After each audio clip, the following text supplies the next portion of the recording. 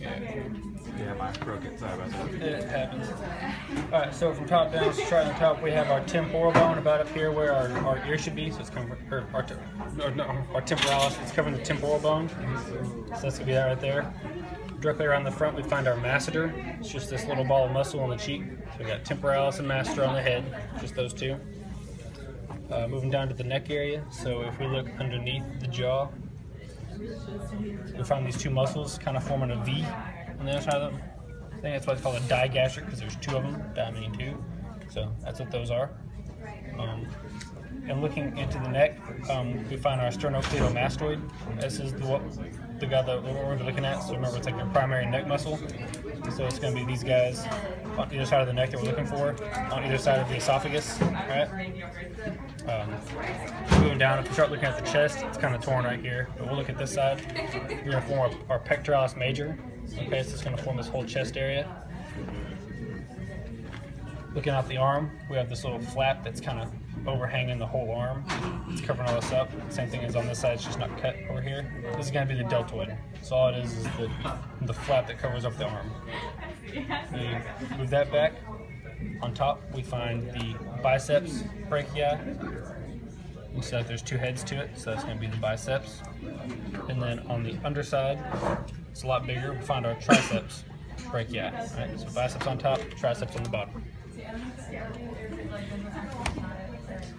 Looking at the upper back of this cat, it's been cut pretty deep, so we wouldn't use this cat for this particular muscle on the test.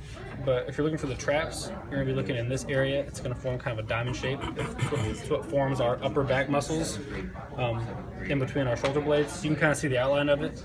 Out here, this little white line, that would be the outline of our traps, upper, lower, and middle, everything. So it would normally should be teased out a little bit more, but it's not. So traps form the upper back. And then we have these wings hanging off to the side. That's going to be our latissimus dorsi, okay? That's our primary back muscle for arm extension, adduction, and all that fun stuff. So, traps and lats.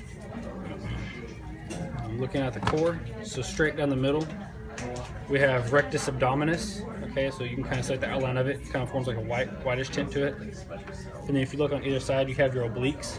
External is going to be on the outside. And then if you look into one of these flaps that should be cut open, on this cat, I don't really have a good one. You can kind of peel it up.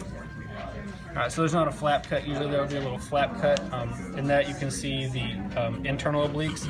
They'll be more of a darker shade of purple. They'll look kind of like, and you can notice a difference in the striation pattern. So external is going to run more kind of like this, where internal is going to run more like this. Those are just identifying features. So if you're looking on the practical, you'll see like a little hole cut. One on the inside's the internal, one on the outside's external. For the intercostals, the external intercostals, so for that we're looking at the ribs. It's going to be each of these muscles in between each ribs, right? To help expand the rib cage during inspiration. So if you hear intercostal, you're thinking in between the ribs, okay? Moving on to the leg, start from the back. If you're looking for the glutes, you'll see these little balls on either side of the tail. That's going to be the glutes on either side right there. Right below it, we have the biggest muscle in the leg. We got our biceps femoris, part of our hamstring group. So it's this big muscle right here.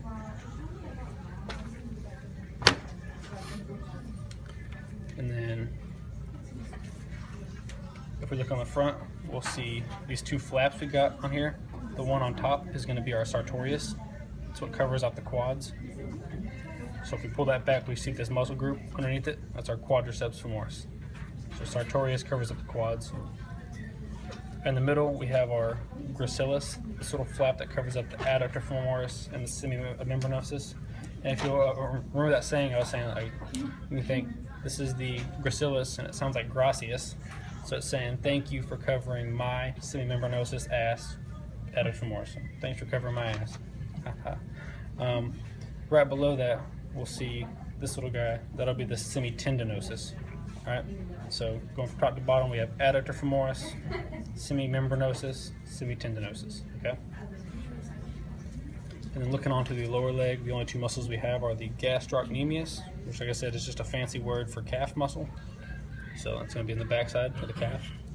And then tibialis anterior, which is just like the name says, on the anterior portion of the tibia. So it's going to be this muscle running on the front side of the tibia.